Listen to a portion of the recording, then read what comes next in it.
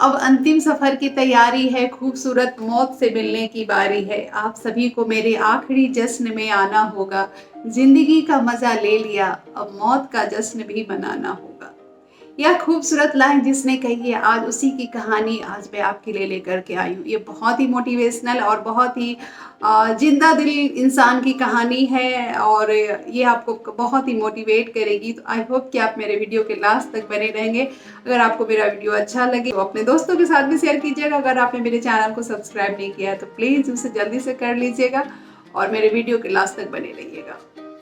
तो कहते हैं कि दुनिया का दस्तूर है कि जब कोई हमारा हमसे जुदा होता है, कोई अपना भी जुदा होता है या कोई हम किसी गैर को भी जुदा होते देखते हैं, इस दुनिया से रुखसत होते देखते हैं, तो हमारी आंखें नम हो जाती हैं, हमारा दिल बैठ जाता है, हमारा मन भारी हो जाता है। बहुत ही भारी मन से हम अपनों को इस दुनिया से विदा करते हैं। लेकिन इसके विपरीत अगर मैं कहूँ, जस्ट उल्टा अगर मैं कहूँ कि कोई बेटियां अगर अपने पिता के अंतिम विदाई में उसे कांधे लगाए नाचते गाते बैंड बाजा बारात वाली जो जश्न वाली जो माहौल लेकर के अगर जाती है, तो आपके मन में कुछ अलग ही ख्याल आ सकते हैं। लेकिन यही माहौल था, यही जश्न था जब एक पिता के अर्थी को कांधे दिए हुए चारों बेटियां सारे रास्ते नाचते गाते अंतिम स्थान तक पहुंचती हैं और मुखाग्नि देते वक्त भी वो कहते हैं कि बैंड बाजे के जो धुन है उस पे नाच रही होती हैं और नाच नाच के जो वो मुखाग्नि देने वक्त जो है वो घूमती हैं और अपने पिता को मुखाग्नि देती हैं। जब तक लाश जलती है, उनकी जो बॉडी जलती है, तब तक जो है वो नाचते रहती हैं, गाते रहती हैं, हंसी मजाक मिठाइयाँ जो वो सब कुछ चल रहा होता है। तो ये सुन के थोड़ा सा अटपटा लगता है ये बनावटी कहानी है।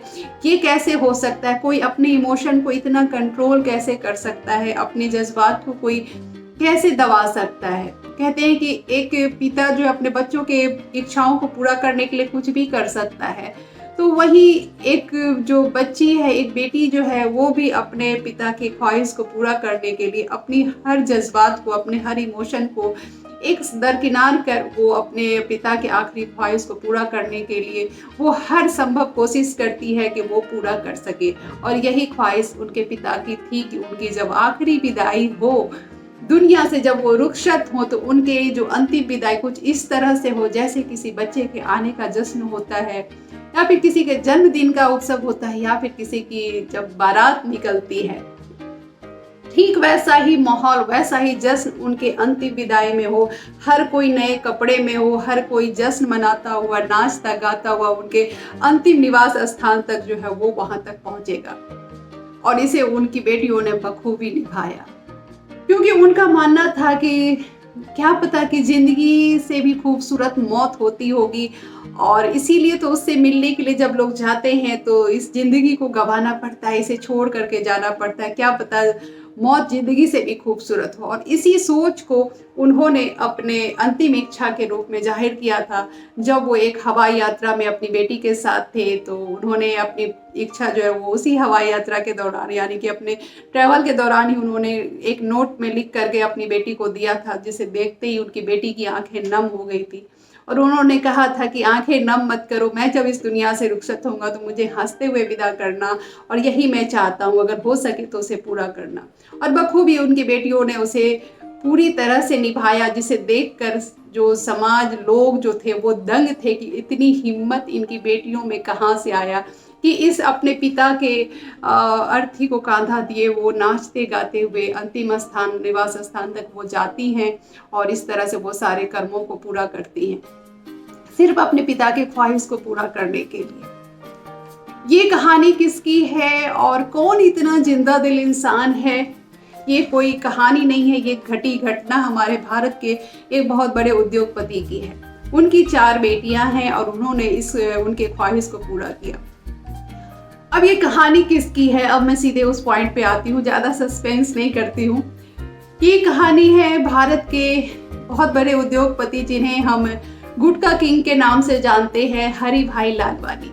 हरि भाई लालवानी का जन्म 1952 में दिल्ली के दरियागंज में एक बहुत ही साधारण फैमिली में होता है। उनके पिता टीकम चंद लालवानी वही दरियागंज में ठीक मोती महल के सामने प्रिंस पान वाला सेंटर जो होता है उसके नाम से एक उनका पान का सेंटर, वो दुकान होता है छोटा सा, जो वो चलाते हैं और उन्हीं से उनका जो घर परिवार है वो चलता है। और कहते हैं कि हरी भाई लालवानी की जो अंतिम यात्रा जितनी रोचक थी और जितनी अद्भुत थी, वैसे ही उनका जो जीवन है उससे भी ज़्यादा अद्भुत रहा। एक पान वाले से एक प्रिंस गुटका का जो सफ़र रहा उनका बनने तक का, वो और भी ज़्यादा रोचक है।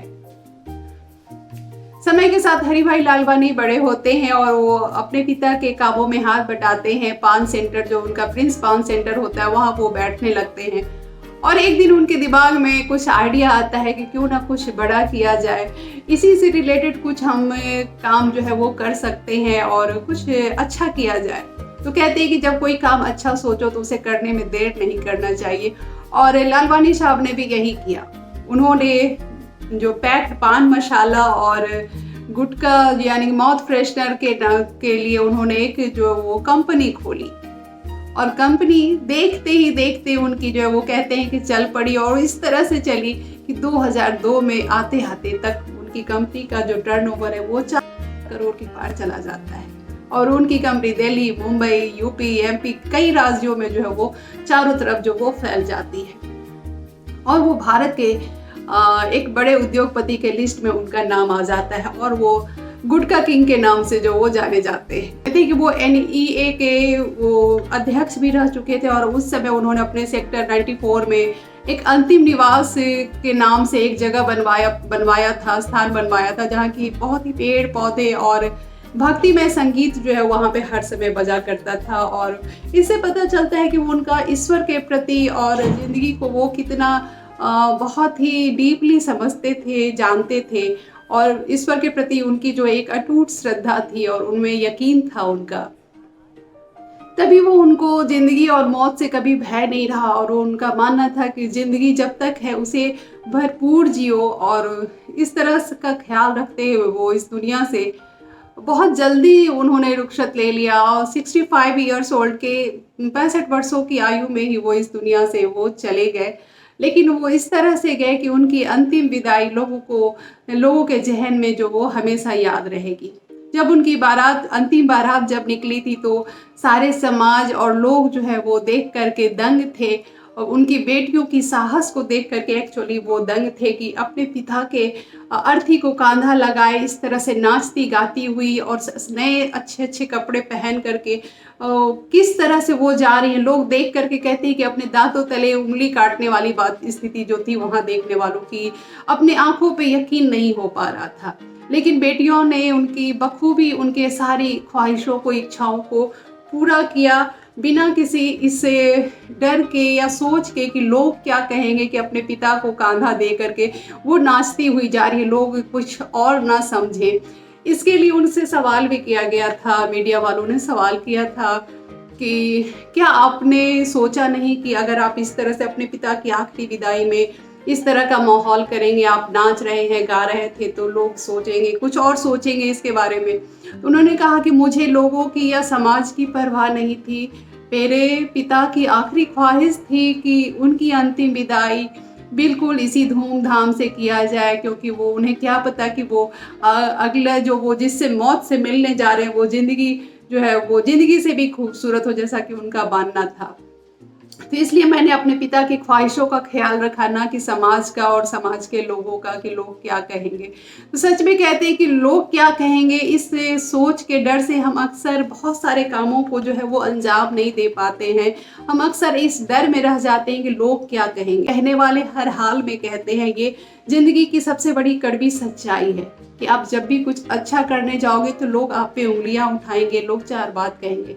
लेकिन जिस दिन आप सक्सेस हो जाओगे तो वही लोग सबसे पहले आके आपको बधाई देंगे और कहेंगे कि मैं जानता था कि तुम यही करोगे, मुझे पता था कि तुम एक दिन सक्सेस होगे। इसलिए लोगों का भय कभी मत कीजिए। लोग क्या कहेंगे ये भी अगर हम ही सोचे तो फिर लोग क्या सोचेंगे। इसलिए अगर आप कुछ अच्छा करने की सोचते हैं, कुछ नया करना है, कुछ अच्छा करना है, तो लोगों से डरिए मत। डर अक्सर गलत कामों में होता है। अगर आप सही हैं, अगर आप अच्छा काम करने के लिए सोच रहे हैं, तो उसे करिए, निश्चित कीजिए, निश्चय कीजिए अपने मन में, और खुद पे यकीन रखिए और अपने कामों को अंजाम दीजिए, और अपनी जो जगह है एक समाज में वो स्थापित कीजिए। आप एक दिन सफल जरूर से होइएगा। आपका दृढ़ निश्चय और खुद पे यकीन रखना जो वो सबसे ज़्यादा जरूरी है। खुद पे यकीन रखिए और मुस्कुराते रहिए। और इस वीडियो से आप कितना मोटिवेट होते हैं और जिंदगी को जीने का कितना आपको जज्बा मिलता है। रोता हुआ आया है सब, हंसता हुआ जो जाएगा, वो मुकद्दर का सिकंदर जाने मन कहलाएगा। तो मुस्कुराते रहिए और जिंदगी में, जीवन में आगे बढ़ते रहिए, क्योंकि जिंदगी में चलते रहना ही जिंदगी है, थम जाना मौत है। तो मुस्कुराते रहिए और जीवन में हमेशा आगे बढ़ते रहिए और बाकी ऊपर वाले पे भी छोड़ दीजिए। फिर से मिलेंगे एक अच्छे वीडियो के साथ। अगर आपको मेरा वीडियो अच्छा लगे तो लाइक कमेंट कीजिएगा, अपने दोस्तों के साथ भी शेयर कीजिएगा। Thank you very much. जय हिंद। Bye bye.